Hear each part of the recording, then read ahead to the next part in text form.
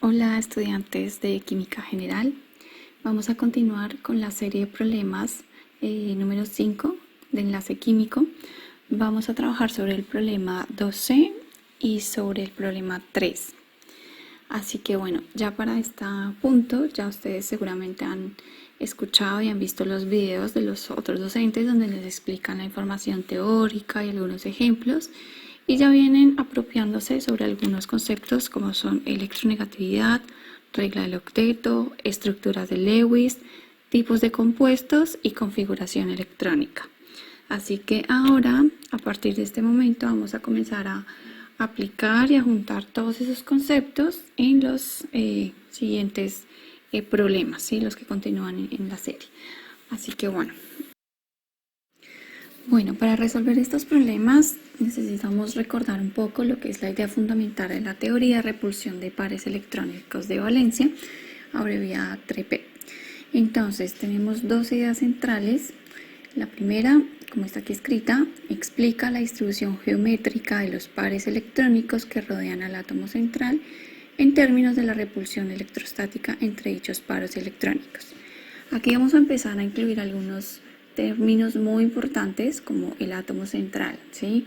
Es decir, que cuando tenemos la fórmula de un compuesto vamos a analizar y a determinar cuál es el átomo central, y en función de ese átomo central es que vamos a plantear una distribución geométrica de los enlaces que se van formando, ¿sí?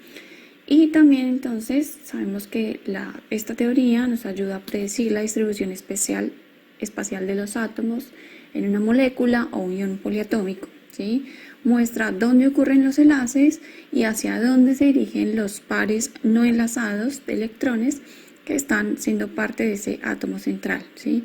Entonces, esta teoría nos va a ayudar a distribuir correctamente los pares enlazados del átomo central y también los pares de electrones que no estarían enlazados, ¿sí? Todo esto en función del átomo central. En la teoría de repulsión de pares hablamos constantemente de pares enlazantes, pares no enlazantes y dominios de electrones, y es importante tener claro cuándo usar cada término. Entonces, en este ejemplo del compuesto amoníaco, que vemos ahí la fórmula molecular NH3, vamos a definir que el átomo central es el nitrógeno. El nitrógeno podemos ver en la tabla periódica que es del grupo 5A, y por consiguiente estar ubicado en el grupo 5 significa que tiene 5 electrones en su último nivel de energía, ¿sí? 5 electrones de valencia. 5 electrones que puede compartir y formar enlaces covalentes. Entonces, en este compuesto, ejemplo, el nitrógeno tiene 5, 3 de esos 5 electrones los estará compartiendo uno con cada uno de los electrones de cada átomo de hidrógeno. Y entonces, esos enlaces que se forman los llamaremos pares enlazantes. Ahora, como solo compartimos con 3 átomos de hidrógeno y solo hemos utilizado 3 electrones del átomo central, nos quedan 2 electrones libres, ¿sí? No enlazados. Entonces, a ese par de electrones que no estarían formando enlaces los llamaremos par no enlazantes, ¿sí? A ese conjunto de regiones donde es probable encontrar electrones, es decir, tanto al conjunto de pares enlazantes y pares no enlazantes, lo denominamos dominios de electrones. Bueno, dado como lo comentamos en la diapositiva anterior, la teoría de repulsión de pares electrónicos explica la distribución geométrica de los pares electrónicos y también predice una distribución espacial de los átomos. Entonces observamos que en estas ideas fundamentales hay una correlación entre una distribución geométrica y una distribución espacial. Entonces es importante tener presente que vamos a trabajar y analizar sobre dos geometrías en esta teoría. Una es la geometría de dominios de electrones, que consiste en la disposición de los dominios de electrones en torno al átomo central de una molécula o ion. Y aquí es importante recordar que los dominios de electrones implican tanto los pares enlazantes como los no enlazantes. Y también tenemos entonces la geometría molecular, que básicamente es la disposición de los átomos en el espacio, propiamente dicho los átomos. Entonces, en el modelo TREPEP, la geometría molecular de una molécula o de un ion se predice a partir de su geometría de dominio de electrones. Dicho esto, ya ustedes pensarán que primero tendremos que definir cuál es la geometría de dominios de electrones. Primero debemos definir cuál es la disposición de esos dominios de electrones en torno al átomo central. Y después, con base a esa, podemos definir entonces una geometría molecular como tal para esa molécula o para el ion. Bien, entonces, para determinar la geometría de un compuesto o de un ion, vamos a seguir algunos pasos que son importantes. El primero de ellos es identificar el átomo central de la molécula. Y para determinar el átomo podemos tener algunos criterios como son: el átomo central es el que menos se repite en la fórmula molecular, es el que aporta la menor cantidad de átomos, ¿sí? Y también hay un segundo criterio que es el menos electronegativo. En la fórmula es el menos electronegativo, exceptuando el hidrógeno. Ya miraremos esto en algunos ejemplos puntuales, aplicaremos esos criterios. El segundo paso es dibujar la estructura de Lewis. Y con ello, una vez la hemos dibujado, entonces vamos a contar el número total de los dominios de electrones. Para esto, tener en cuenta entonces que cada par no enlazante de electrones, cada enlace sencillo, cada enlace doble o cada enlace triple que se forme, cuenta como un dominio de electrones. El siguiente paso es determinar la geometría de dominios de electrones, acomodando el número total de los dominios. Para esto, quiero ser insistente en que tengan presente que los dominios de electrones son tanto los pares enlazantes como los no enlazantes, ¿sí? Entonces hay que acomodar todos esos pares de electrones. Y el último paso, entonces, cuando ya conocemos cuál es la geometría de dominios que corresponde, entonces con base a eso podemos hacer el acomodo de los átomos enlazados y determinar la geometría molecular propiamente, ¿sí? Vamos a encontrar que en algunos casos, en algunos compuestos, la geometría de dominios de electrones termina siendo igual que la geometría molecular, termina siendo la misma, ¿sí? Para algunos casos, vamos a mirar algunos ejemplos. Y para otros, entonces, sí vamos a encontrar alguna diferencia, particularmente cuando hay pares no enlazantes. Entonces vamos a encontrar que hay cierta diferencia entre la geometría de dominios y la geometría molecular, ¿sí? Bueno, vamos a aplicar los 4 pasos que hemos mencionado en nuestro ejemplo del compuesto de amoníaco. Tenemos ahí la fórmula NH3, tenemos la estructura de Lewis y podemos identificar que el átomo central es el nitrógeno, porque es el que aporta menor cantidad de átomos a la fórmula del compuesto, ¿sí? Y en esa estructura de Lewis podemos observar que tenemos 3 pares enlazantes, un par no enlazante de electrones, y la sumatoria de esos dos nos dice entonces que tenemos 4 dominios de electrones. Bien, con esa información entonces debemos ahora hacer una distribución geométrica de esos pares de electrones, de esos dominios. Entonces podemos observar en la tercera figura que se encuentra en línea punteada un tetraedro, una pirámide, ¿sí? Y los dominios, esos 4 dominios, están ubicados cada uno hacia los vértices, hacia los extremos de ese tetraedro, ¿sí? La teoría de TREPEP dice que la molécula o ion es más estable cuando los grupos de electrones del átomo central están lo más separados posibles, ¿sí? Entonces por eso se propone esta geometría para este tipo de compuestos, porque vemos que cada uno de los dominios de electrones está hacia uno de los extremos. Esto hace que las repulsiones existentes entre esos 4 dominios se reduzcan al mínimo cuando esos dominios están así apuntando o ubicados hacia los extremos de este tetraedro, ¿sí? Entonces, esto favorece a que el compuesto pues sea más estable en esta geometría de dominios. Bien. Bueno, el último paso entonces es definir la geometría molecular. Como ya conocemos la geometría de dominios y sabemos que es tetraédrica y que los los dominios de electrones estarán ubicados en esa disposición que ya se ha propuesto, entonces podemos definir ahora una geometría molecular. Recordemos que la geometría molecular es con base a los átomos enlazados, en este caso los átomos de hidrógeno. Y observamos en la figura que la geometría molecular conserva la disposición geométrica que se propuso en la base, digamos, del tetraedro, ¿sí?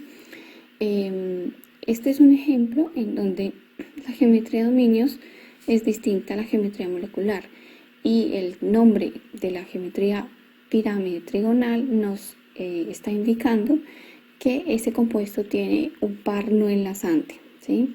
Que es el que estaría en la parte arriba del átomo central, ¿sí? Entonces nos está indicando que tiene una base tetraédrica, pero que hay un par no enlazante, ¿sí? Más adelante observaremos algunos ejemplos en donde la geometría de dominios y la geometría molecular sí coinciden y reciben el mismo nombre. Pero para este caso, entonces tenemos que es diferente y que el nombre de pirámide trigonal nos está informando que responde a una geometría de dominios tetraédrica, pero que tiene un par no enlazante. Bien, con la información que tenemos, entonces vamos a ir avanzando en los problemas. Vamos a resolver el problema 2C, que dice que entonces nos muestran una figura que indica 5 formas geométricas básicas empleadas entre PEP, que indiquemos el nombre de cada fórmula, el valor de los ángulos de enlace indicados y nos piden un ejemplo de una molécula presente para esta geometría. La primera forma geométrica que aparece es básicamente una línea horizontal, ¿sí? Vamos a observar esta geometría en un compuesto, en un ejemplo como tal. Tenemos allí que es el dióxido de carbono, ¿sí? Si hacemos la estructura de Lewis del dióxido de carbono, entonces recordemos que el oxígeno es del grupo 6A de la tabla periódica, por lo cual tiene 6 electrones de valencia, ¿sí? Y el carbono es del grupo 4 de la tabla periódica, así que tiene 4 electrones de valencia. Observamos también que el carbono será el átomo central, primero porque es el que aporta menor cantidad de átomos a la fórmula del compuesto, y también porque el carbono es un poquito menos electronegativo que el oxígeno, que eran los criterios que habíamos mencionado anteriormente. Entonces, por esta razón, el carbono es el átomo central y va a compartir los 4 electrones que tiene con los átomos de oxígeno.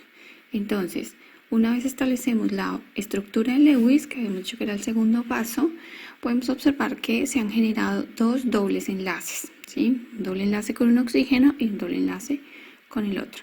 Dijimos también en las diapositivas anteriores que cada uno de estos dobles enlaces va a contar como un dominio de electrones, ¿sí? Es decir, que este compuesto, el dióxido de carbono, tiene 2 dominios de electrones, ¿sí? Respecto al átomo central. Cada enlace doble es un dominio de electrones. Entonces tenemos 2 dominios de electrones y por la ubicación, la posición en la que se están ubicando, vemos que es una línea, entonces decimos que es una geometría electrónica lineal, ¿sí?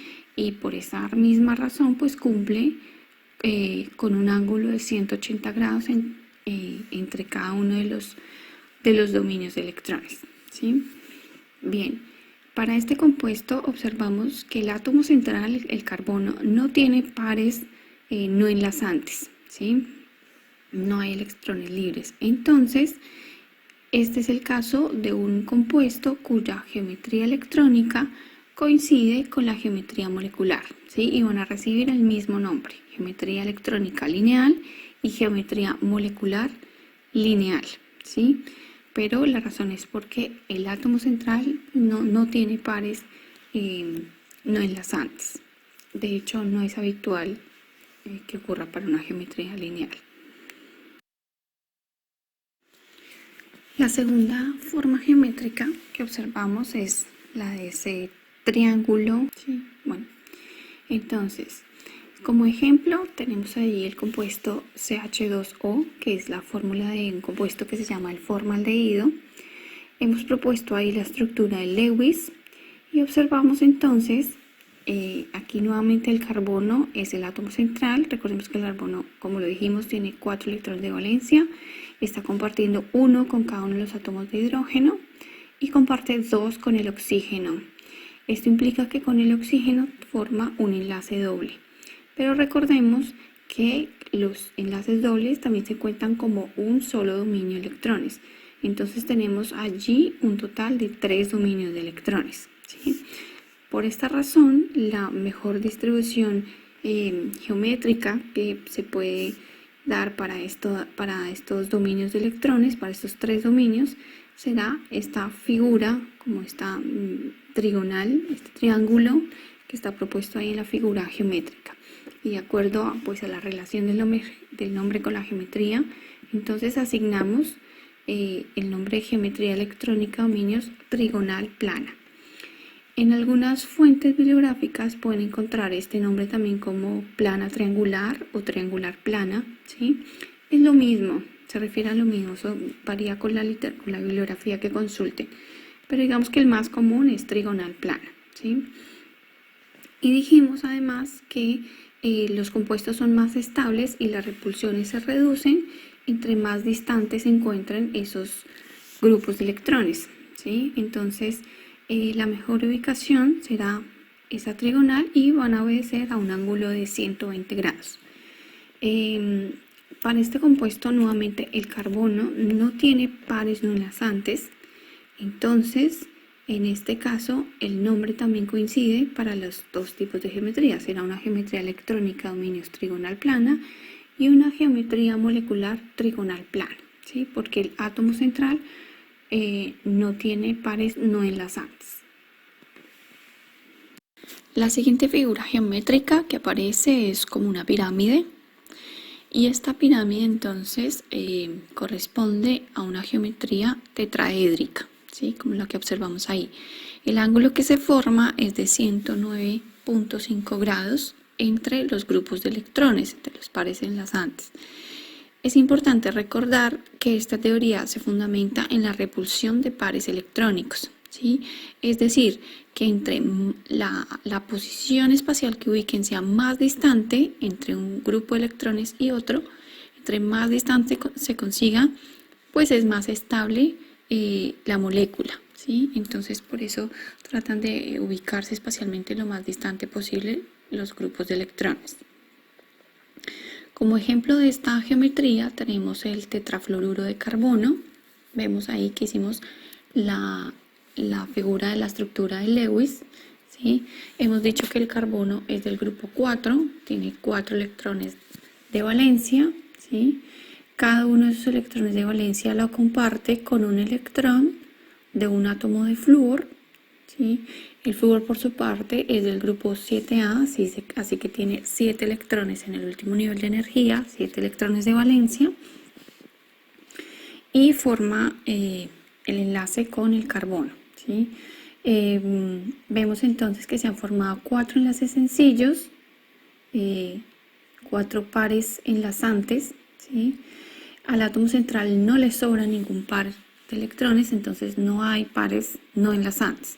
Entonces, el dominio de electrones está dado por 4 pares enlazantes de electrones, ¿sí?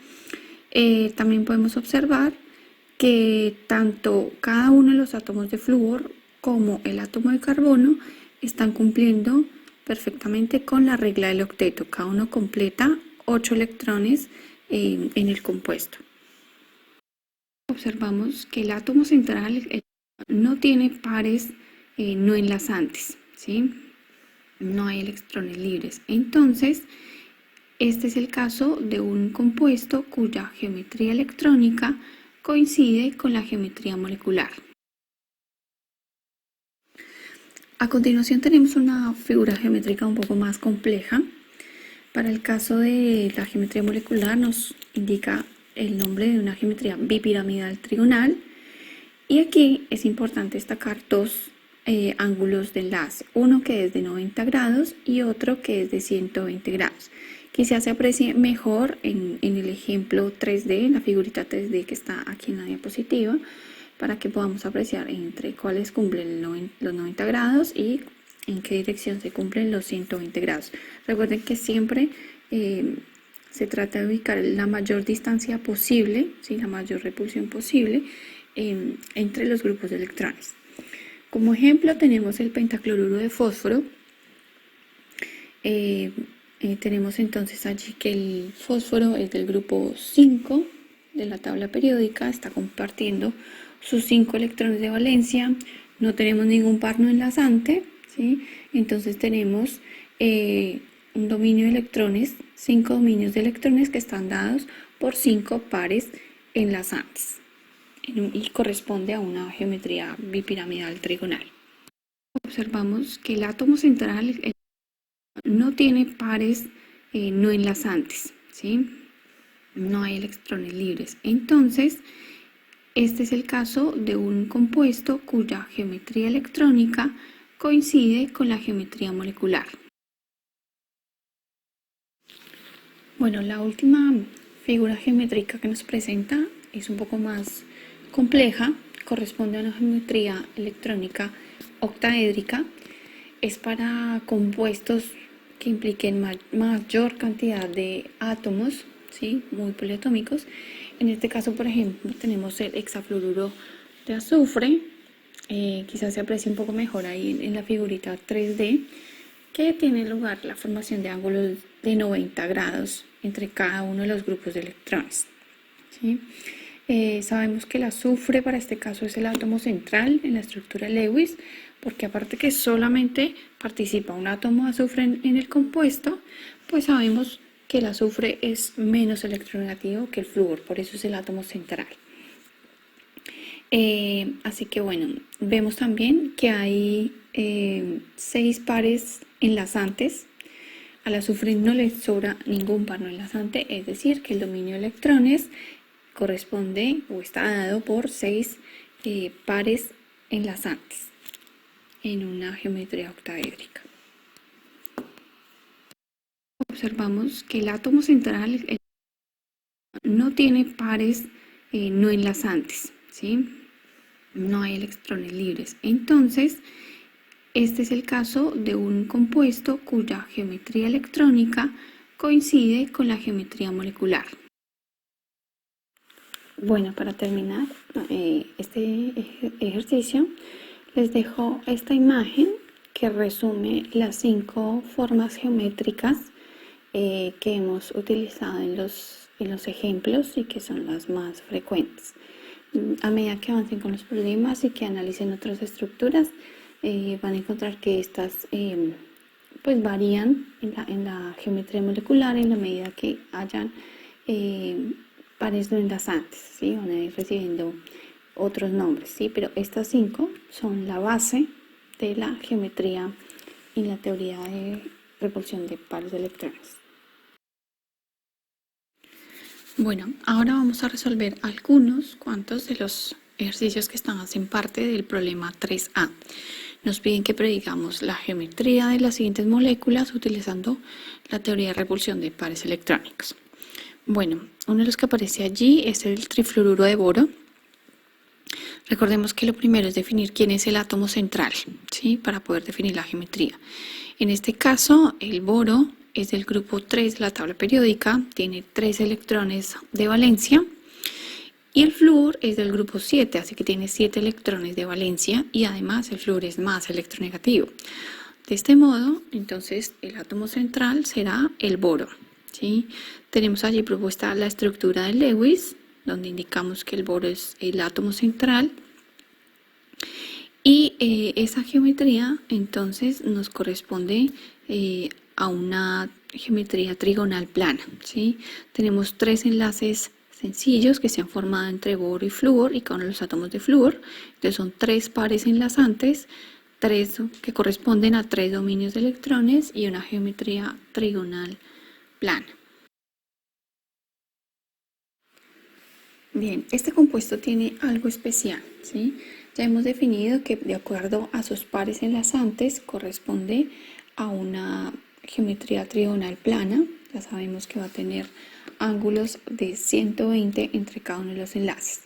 Sin embargo, cuando hacemos la revisión que se esté cumpliendo la regla del octeto, podemos encontrar que en la estructura de Lewis, que está aquí graficada, que el flúor, si bien tiene 7 electrones en su último nivel de energía, estaría compartiendo 1 con el boro, ¿sí? Cada uno de los átomos.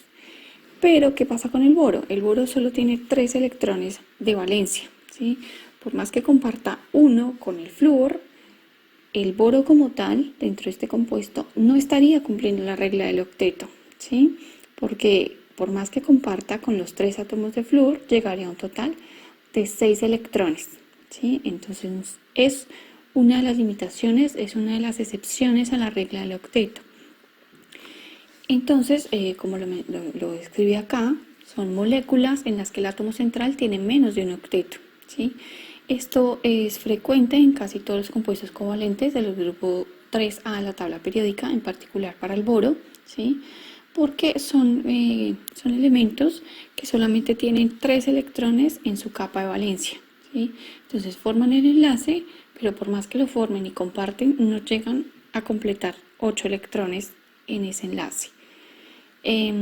También es un caso frecuente para los compuestos de berilio, como el dicloruro de berilio, ¿sí? El berilio es del grupo 2, así que solo tiene 2 electrones para compartir. Entonces va a compartir por enlace sencillo 1 con cada átomo de cloro, es decir, 4 en total. Entonces no va a llegar tampoco a cumplir con la regla del octeto. Estos compuestos que son del grupo 3A son frecuentes, son importantes, entonces es bueno tener en cuenta que la regla del octeto tiene varias excepciones, como en este caso. Bueno, el siguiente compuesto corresponde al metano, CH4. Tenemos entonces 4 enlaces sencillos, ¿sí? 4 pares enlazantes respecto al átomo central, que será el carbono. No hay ningún par no enlazante, entonces por consiguiente la geometría que corresponde es tetraédrica, ¿sí? Y el ángulo que tendrá lugar entre los grupos de electrones, en este caso entre los pares enlazantes, será de 109.5 grados. Observamos que el átomo central no tiene pares no enlazantes, ¿sí?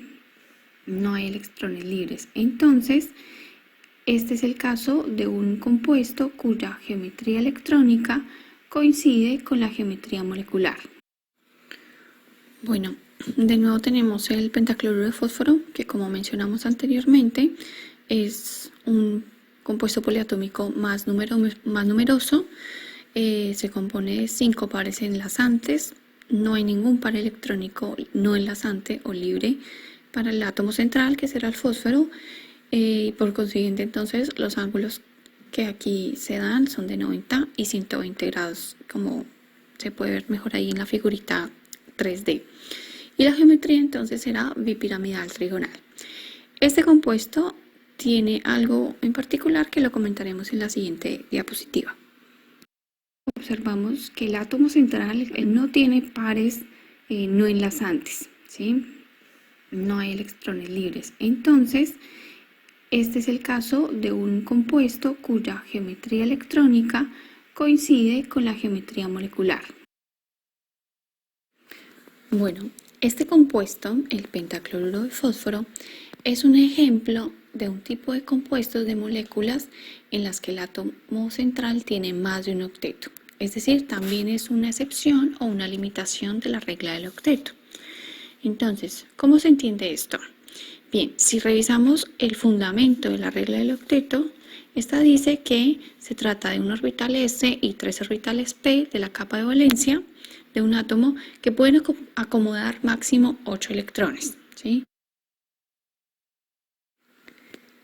Pero cuando hacemos la revisión del cumplimiento de la regla del octeto en este compuesto, el pentacloruro de fósforo, podemos observar que para cada uno de los átomos de cloro se cumple la regla del octeto, ¿sí? Porque el cloro es del grupo 7, tiene 7 electrones de valencia y comparte 1 con el átomo de fósforo.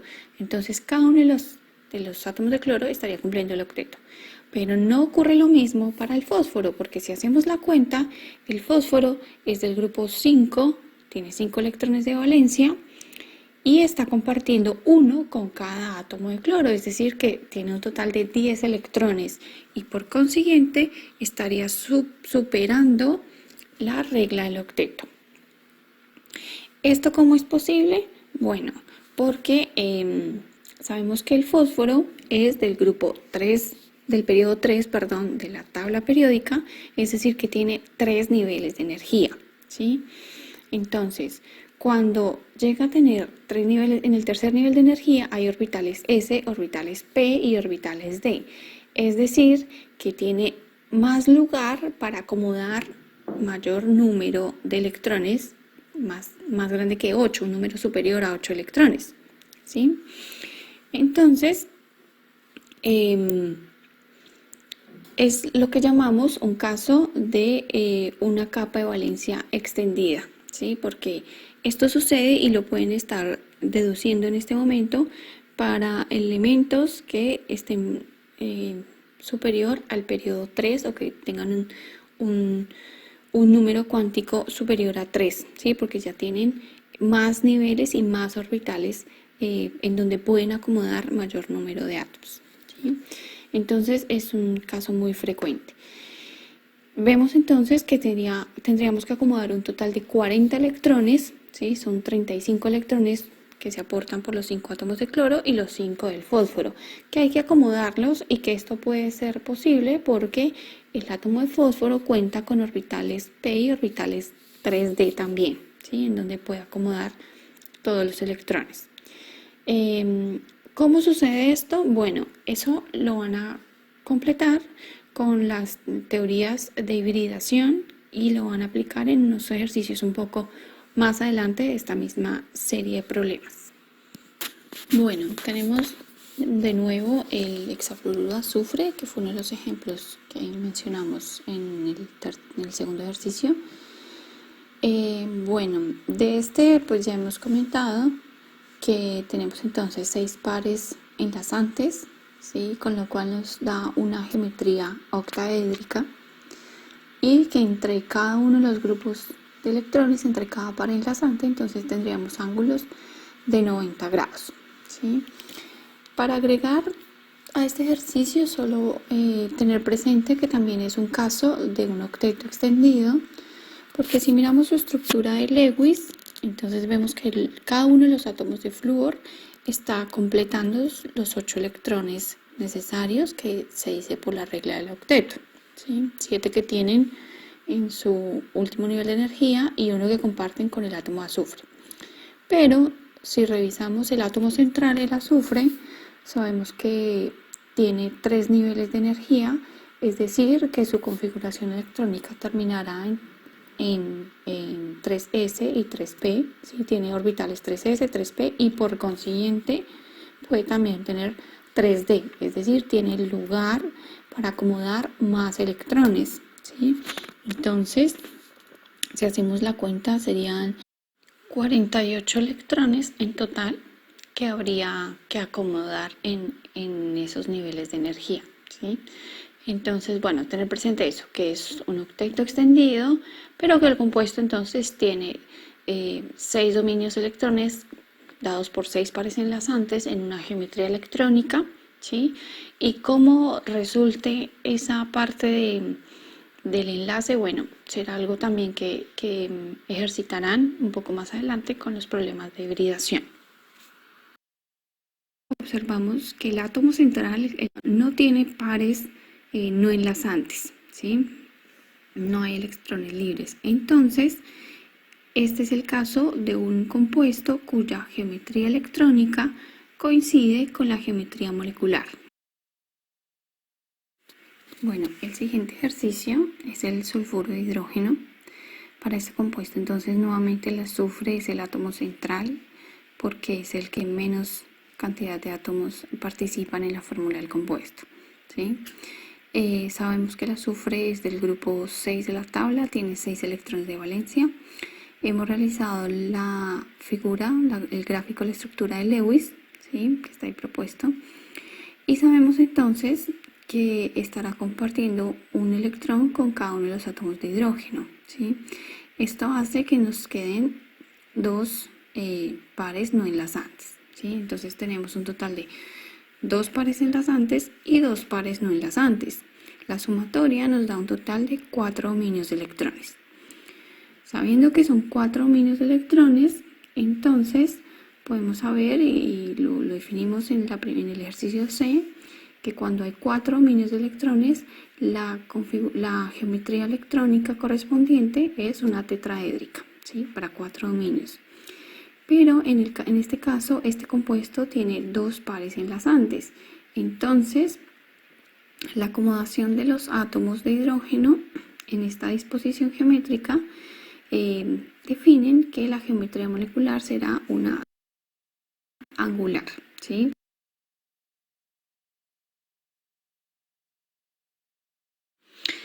Bien, para terminar entonces tenemos el compuesto CH3OH, es conocido como metanol, ¿sí? Y entonces este compuesto implica dos geometrías que participan. En la figurita de la molécula en 3D podemos observar el átomo de carbono, es la bolita que está pintada de gris, ¿sí? Y sabemos que el carbono tiene 4 electrones de valencia, de los cuales él es un átomo central, ¿sí? Vamos a interpretar ese compuesto como en 2 secciones. Primero el costadito del carbono, ¿sí? Que está enlazado a 3 hidrógenos. Entonces son 3, por ahí ya son 3 pares enlazantes, ¿sí? Pero además ese carbono también se enlaza con el oxígeno, que es la bolita roja que está en la figurita 3D, ¿sí?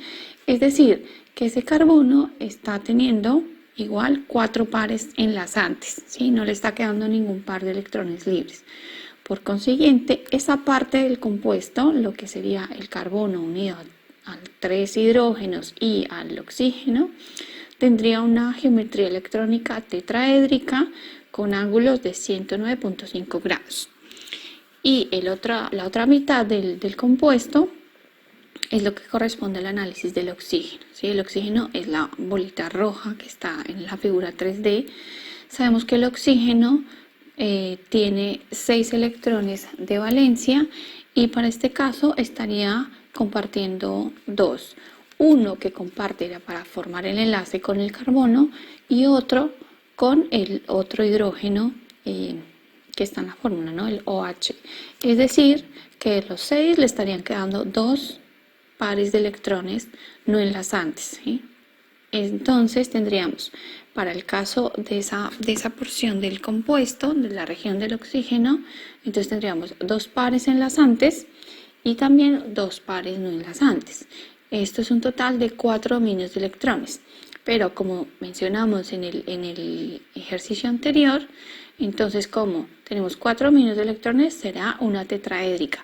Pero por el hecho de tener 2 pares no enlazantes sobre el átomo del oxígeno, entonces esto será una tetraédrica angular y el ángulo que tiene lugar entre los pares enlazantes tendrá un valor aproximado de 104.5 grados. Es un poquito menor por la repulsión que ejercen los pares no enlazantes del oxígeno.